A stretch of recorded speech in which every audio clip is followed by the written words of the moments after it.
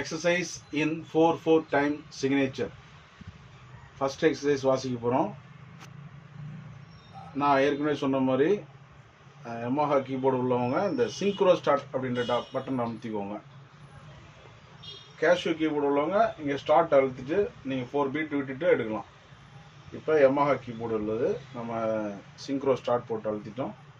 First exercise 3 2 3 4 3 2 3 4 3 2 3 4 F2 3 4 3 2 3 4 F2 3 4 D2 D2 C2 3 4. இப்போ நான் இதில் 100 வச்சு வாசிச்சிருக்கேன். 90 வச்சு வாசி காட்டுறேன். இதையே டெம்போ 90 வச்சு வாசி காட்டுறேன். நீங்கள் 90ல் தான் வாசிக்கணும்.